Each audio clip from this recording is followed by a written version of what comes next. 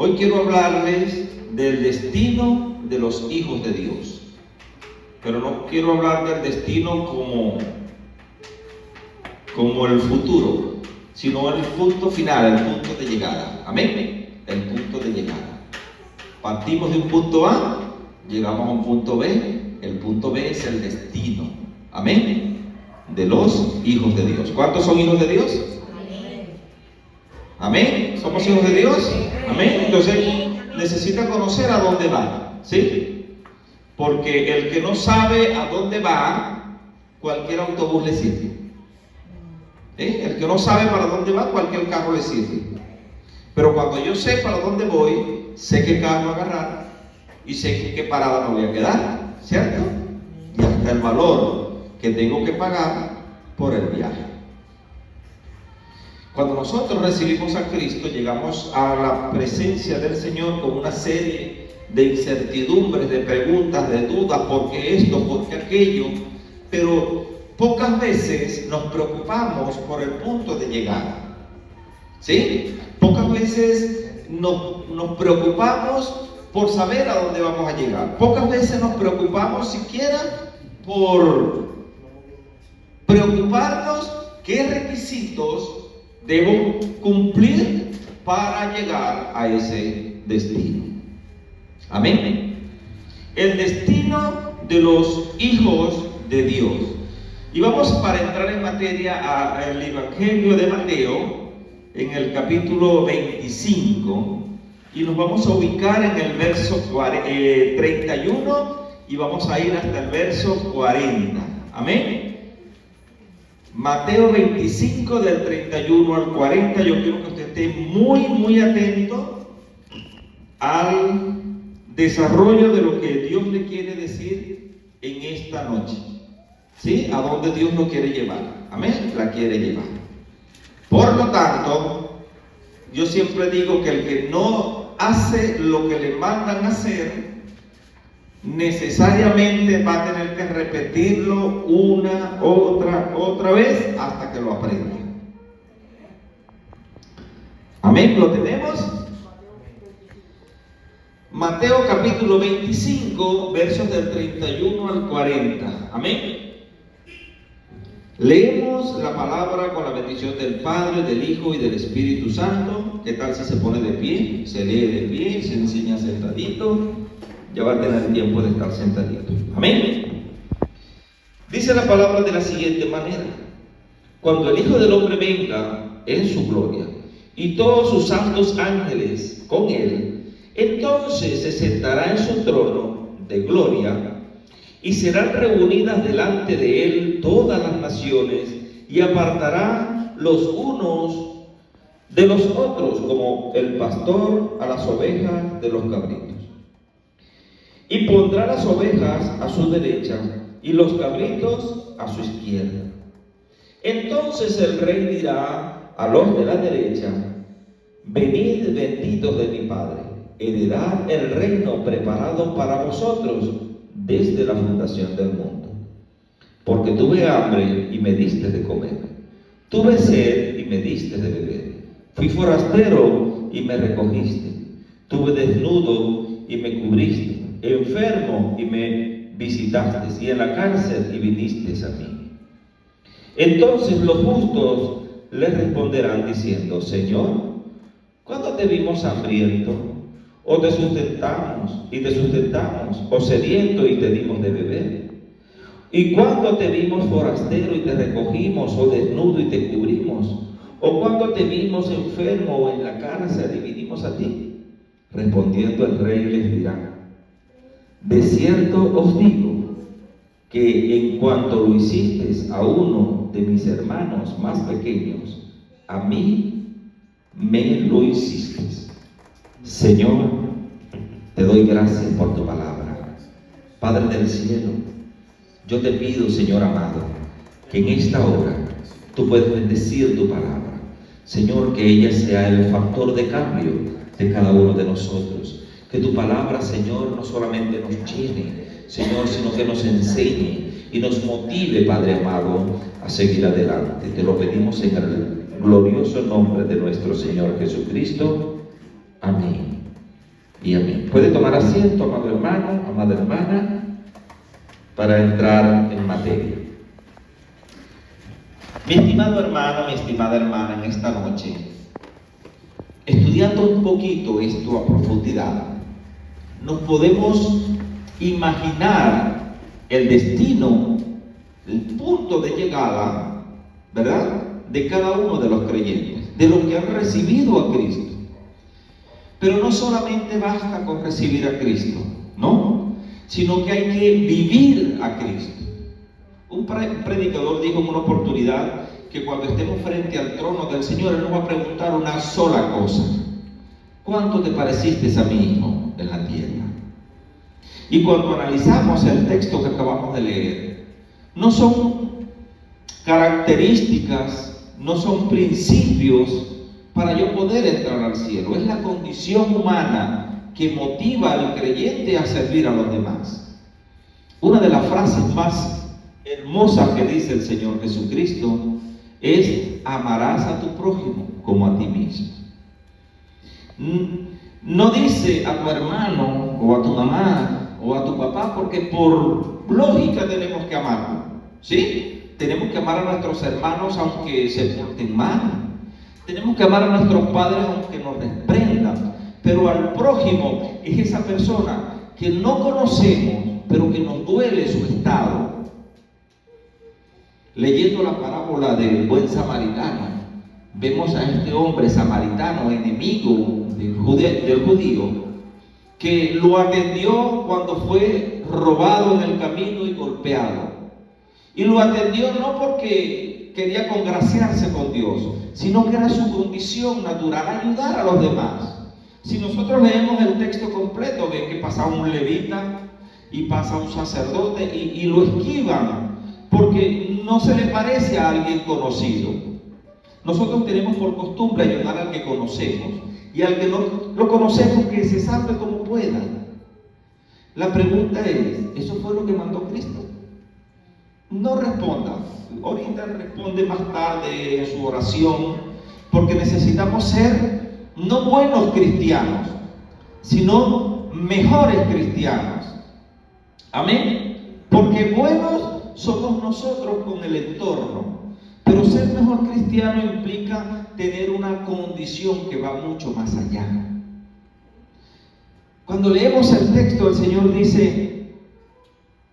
le dice a los de la derecha, versículo 34: venid benditos de mi Padre, heredad el reino preparado para vosotros desde la fundación del mundo. Desde la fundación del mundo, es decir, antes de que el mundo fuera mundo, Dios había preparado lugar para nosotros, para meternos, para que habitemos en ese lugar que Él preparó para nosotros. Bendito sea el Señor. Pero eso tiene requisitos, eso tiene principios, eso tiene una característica fundamental: es que yo tengo que ser un mejor cristiano. La Biblia no me hace cristiano, ni siquiera el bautismo en agua me hace cristiano. Me hace cristiano cuando realmente he nacido de nuevo. Y nacer de nuevo es cambiar toda mi estructura. Hay un cántico que dice: cambia toda mi estructura. ¿Lo he escuchado? Y a veces lo cantamos pero no lo entendemos. Mi estructura es lo que soy. Y si le pido a Dios que me cambie mi estructura, es que deje de ser como soy para ser una nueva criatura, una nueva estructura. ¿Sí? Cuando hablamos de un nuevo nacimiento, estamos hablando de un renacer de nuevo. Es decir, morir a un modelo para vivir a un nuevo modelo. Y fíjese que el Señor está estableciendo obras, ¿sí? Obras, pero son obras de fe, obras de arrepentimiento, ¿sí? Que cuando el Señor dice: ama a tu prójimo como a ti mismo, se refiere a esto: a visitar al enfermo, a atender la viuda, a visitar a aquel que tiene necesidad, a sanar al enfermo. En el segundo libro de los Corintios, en el capítulo 5, versículo 17, usted lo debe conocer mejor que yo, dice que de modo que el que está en Cristo, nueva criatura es. Y fíjese que ese es un cambio tan radical que hasta mi estructura interna debe cambiar. Debe cambiar mis modelos y mis patrones de conducta. ¿Sí? Debe cambiar mi manera de ver al otro. Debe cambiar mi forma de pensar del otro. ¿Sí? Porque somos expertos en especular. Pero todo eso en mi estructura debe cambiar. Porque realmente yo voy a entrar en una dimensión donde no cabe ningún ápice de malos pensamientos. Donde no cabe un milímetro de malas acciones. Dice el Señor en el verso 34, heredad del reino preparado para vosotros. Es decir, tienes una herencia que está esperando por ti, por mí, por nosotros. ¿Y qué nos impide echar mano de esa herencia? Nuestra estructura, nuestra forma de pensar, nuestro comportamiento. Para nadie es un secreto que estamos viviendo tiempos peligrosos y en este tiempo la gente que se salve como pueda. ¿Sí me entienden? El que esté mal, que vea cómo se arregla. Yo estoy bien. Si nos vamos un poquito al siglo pasado, a mediados del siglo XX, la gente era más solidaria. ¿Sí me entienden? Más solidaria. Amén. Era más dada a compartir. Era más dada a dar y a recibir. Pero a medida que pasa el tiempo y que la venida de Cristo está más cerca, el mundo se va distanciando de Dios. Y con el mundo, el cristiano. Con el mundo, el creyente. Amén. Es por eso que Dios nos manda a convertirnos. Convertirnos no es hacer la oración de fe y arrepentirse de los pecados hoy. ¿Sí? Pero que mañana sigo con mi estructura vieja. Usted sabe lo que dice el Evangelio de Juan en el capítulo 3. ¿Qué tal si lo buscamos? El Evangelio de Juan, capítulo 3.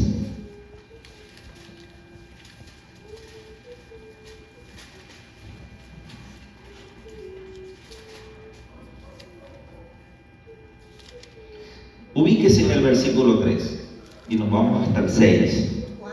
Juan capítulo 3, verso 3 al 6. Amén. 3 al 6. 3 al 6. Dice de la siguiente manera.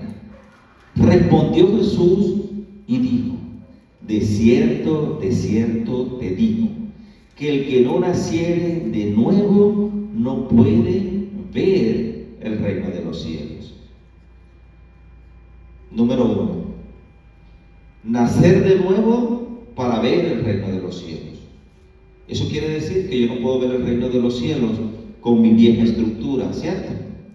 Con mi viejo pensamiento, con mis viejos ojos. ¿Sí? Tengo que cambiar toda la estructura. Amén.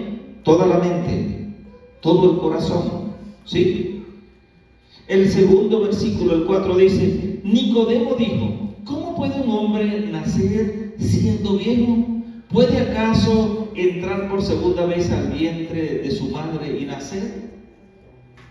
Respondió Jesús, de cierto digo, que el que no naciere de agua y del Espíritu no puede entrar al reino de Dios. Aquí Jesús se lo complica a Nicodemo. Ahora le dice, ¿cómo nacer de nuevo? Oye, Nicodemo era un hombre principal de la ley, un hombre viejo, se estima de unos 80 años. Tenía aproximadamente 78 años leyendo la Torá. Tenía 78 años leyendo el Naham. Tenía 78 años leyendo los Salmos.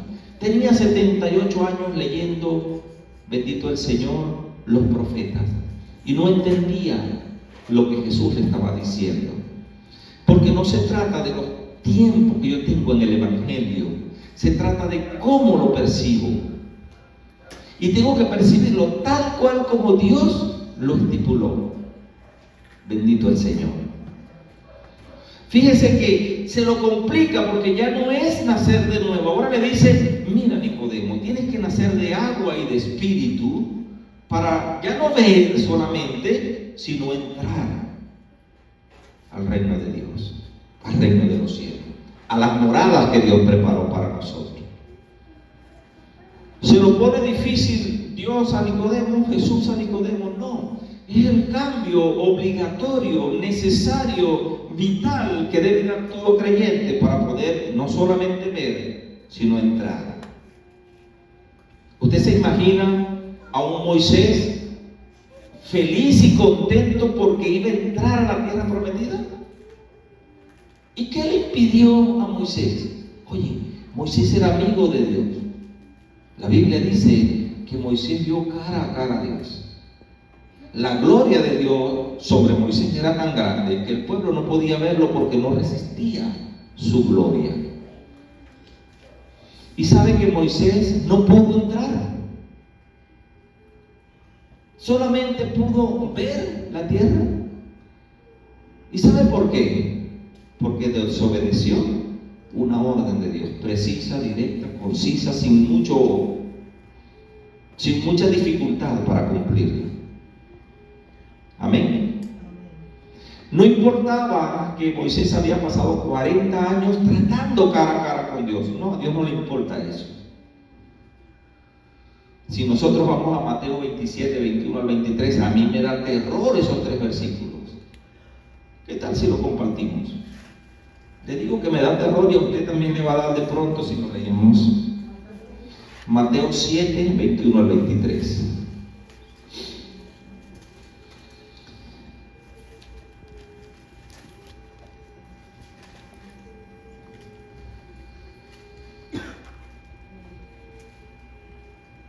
Amén. ¿Lo tenemos? Fíjese bien. No todo el que me dice Señor, Señor, entrará al reino de los cielos, sino el que hace la voluntad de mi Padre que está en el cielo. Me voy a detener allí. ¿Moisés hacía la voluntad de su Señor? Sí. ¿Sí? Moisés está en el cielo compartiendo con el Señor. ¿Sí? David está en el cielo compartiendo con el Señor. ¿Sí?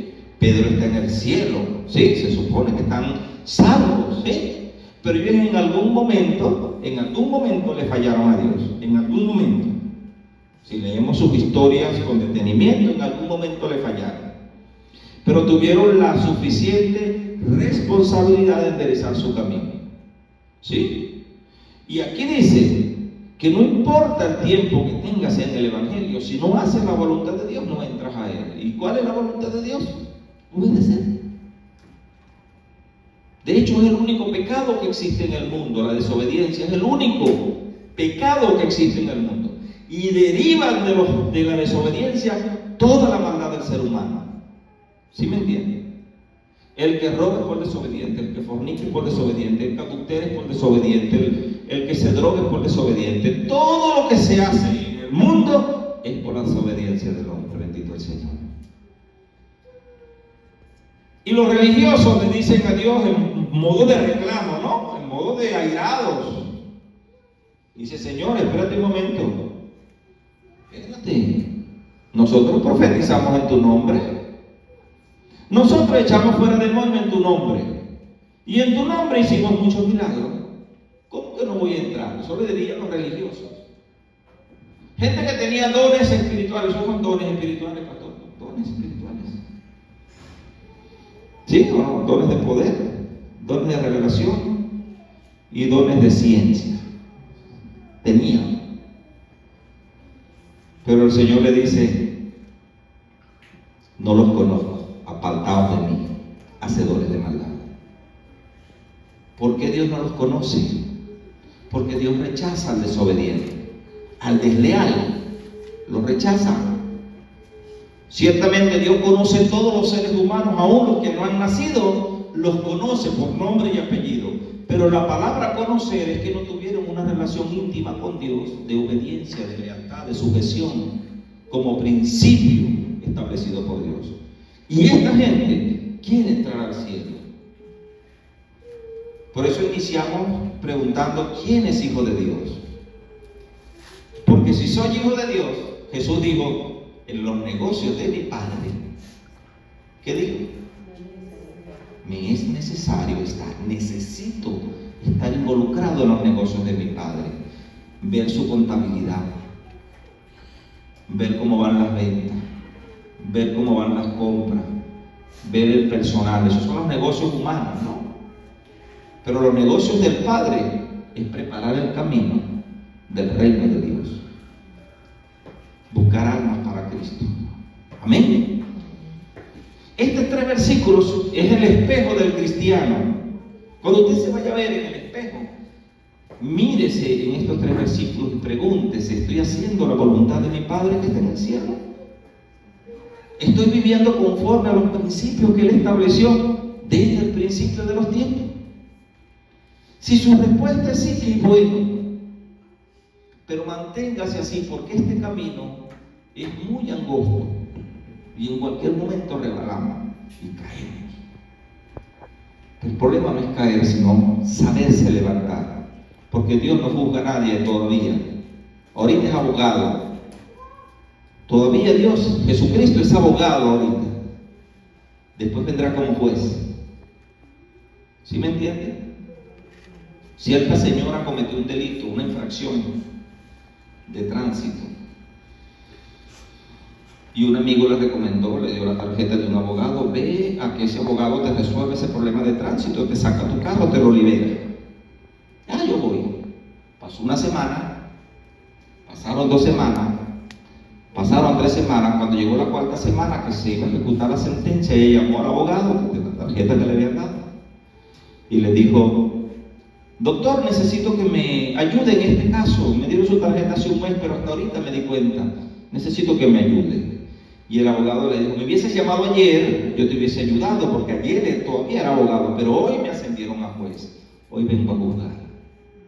Así es Cristo. Todavía es abogado. Caemos y Él tiene palabra de restauración. Abogado tenemos para con Dios, Jesucristo es justo. ¿Sí? ¿Sí me entienden? Amén. Entonces cuando la palabra me dice que no todo el que le diga Señor, Señor entrará al reino de los cielos, yo tengo que ponerme apercibido por lo siguiente, por lo que viene después de Mateo 25, 41. Vamos allá. Mateo 25, 41 hasta el final.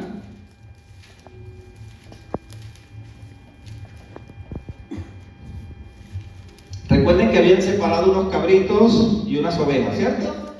Las ovejas están a la derecha, ya entraron a la morada, ya entraron. Amén. ¿Quién es oveja? Amén. Gloria a Dios. Entonces le dirá también a los de la izquierda: apartaos de mí, malditos, al fuego eterno, preparado para el diablo y sus ángeles. Fíjense que el infierno ni siquiera es para el hombre. No se hizo para el hombre, se hizo para el diablo y sus ángeles. Pero tanto el diablo como sus ángeles son unos desobedientes, se rebelaron, desleales. Cuando no hacemos la voluntad del Padre, somos desleales, unos rebelados y unos desobedientes. Y por eso es que el rey manda a los de la izquierda, a los cabritos, los que andan saltando de un sitio para otro, los manda malditos al fuego eterno, preparado para el diablo y sus ángeles. La razón lo dice aquí más adelante, versículo 42. Dice: tuve hambre y no me diste de comer, tuve sed y no me diste de beber, fui forastero y no me recogiste, estuve desnudo y no me cubriste, enfermo y en la cárcel y no me visitasteis. Entonces también ellos le responderán, diciendo: Señor, ¿cuándo te vimos hambriento, sediento, forastero, desnudo, enfermo en la cárcel y no te servimos? Entonces Él les responderá diciendo: de cierto os digo que en cuanto no lo hiciste a uno de los más pequeños, tampoco a mí lo hiciste. E irán estos al castigo eterno y los justos a vida eterna. ¿Se da cuenta? Lo que es el amor al prójimo y el desamor. Lo que es cumplir la palabra de Dios, porque Dios resume los mandamientos en dos. Dos resume. Amarás al Señor tu Dios con toda tu mente, con todo tu corazón y con toda tu alma, ¿cierto? Ese es el primero y gran mandamiento. Y el segundo no es distinto a este. Amarás a tu prójimo como a ti mismo. Ahora, si Dios manda esto y no lo cumplimos, ¿obedecemos o desobedecemos? Literalmente desobedecemos la palabra de Dios. Y es que ser cristiano implica cambiar todos mis patrones de conducta. Yo no puedo decir, amo al que está al lado, sentado en la iglesia a mi lado, pero odio a mi vecino. No puedo decir esto. Yo no puedo decir, amo, como dice Dante Gebel, amo al que está sentado en el trono de la gracia y odio a el que se sienta a mi lado en la iglesia. Eso es una incoherencia. Amén. Y cuando Dios nos manda, tenemos que obedecer literalmente la palabra como la manda. De pronto no hay enfermos, pero ore por ellos. De pronto las cárceles están lejos y le cuesta ir, pero ore por los presos. O ore por los que usted sabe que van a visitar. Amén. Haga provisión para enviarle a alguien. Ore por los misioneros. Bendito el Señor. Mucha gente, cuando llega esta parte del Evangelio, esta parte del mensaje, dan uno o dos o tres pasos atrás porque choca con su carácter, con su formación. Es que así me crió mamá, es que así era papá, y yo le saqué su carácter, heredé sus costumbres, ¿sí? Y nos aferramos a eso como algo que nosotros consideramos lógico. Pero cuando llegamos a Cristo, con Él lo digo, soy nueva criatura. El versículo termina diciendo, las cosas viejas pasaron. He aquí, todas son hechas nuevas. Pero ¿cómo hace Dios para cambiar todas las cosas en mi vida? Ciertamente no forma parte de una magia instantánea. Es un proceso, pero el principio o el fundamento es dar el primer paso. Amén. Es dar el primer paso. Cuando leemos entonces esta parte del Evangelio, lo que es el capítulo 24 y el capítulo 25 de Mateo, yo tengo que estar alerta porque en uno anuncia las señales, ¿sí? Y una vez establecidas las señales, seguidamente nos dice quiénes van a entrar al reino de los cielos. Yo no sé si usted se ha dado cuenta, pero en este capítulo hay una perla como las 10 vírgenes. Y en esa parábola de las 10 vírgenes, 5 eran insensatas y 5 prudentes. ¿Qué nos está diciendo? Que estemos alerta. También hay otra que es la parábola de los talentos. Y esta que acabamos de leer, que es el juicio de las naciones. ¿Qué nos quiere decir Dios en esos dos capítulos? ¿Qué nos está hablando la palabra en esa porción bíblica? Simplemente que nos preparemos, simplemente que nos cambiemos, que nos acomodemos al estándar de Dios y no al estándar del mundo. El mundo tiene su estándar y tiene su gobernador. Y Dios tiene su estándar. ¿Qué es el estándar? Para que me entiendan. Su regla. Todo lo que se parezca a eso entra. Y es muy chiquita. Es muy chiquito. El estándar de Dios es tan preciso que hasta mirar, mirar a una mujer para codiciarla en su corazón, Dios lo llama adulterio. Es tan limitada la acción y el estándar de Dios que desearle la muerte a su hermano ya es homicidio. Fíjese usted cómo es el estándar de Dios. No es para cualquiera. Si le dijeron que era fácil, le mintieron. pero sí tiene una recompensa. ¿Sí? Una recompensa. Si usted se pregunta qué es el cielo es un lugar físico, no es un imaginario, ¿sí? No es un cuento de hadas, es un lugar físico donde vamos a habitar, donde vamos a vivir y a compartir con Dios por un tiempo. Es un lugar físico, por si usted se lo ha preguntado y a lo mejor diremos, oye, pero ese cielo como que es un mito todavía, como que no me cuadra. Usted se preguntará, pero ¿cómo hará Dios para llevarse ese pastor que está predicando ahí gordito, que pesa como 100 kilos? ¿Cómo se lo llevará? No nos imaginamos cosas. Yo me lo pregunto, Señor, ¿cómo me vas a llevar? Yo peso 100 kilos. Y no me gustan las alturas, le digo yo a Dios, no me gustan. Y me pongo a preguntarme cosas, ¿no? En mi mente divagando. Y eso no me corresponde a mí, le corresponde a Dios hacerlo, amén. Pero el cielo, hermanito querido, es un lugar físico. Y Jesús lo establece como un lugar físico, para que no nos quede duda. ¿Sí? Y de pronto nuestro corazón se turba. ¿Sí? Estas cosas a mí me preocupaban en el pasado, cuando yo me empecé a preparar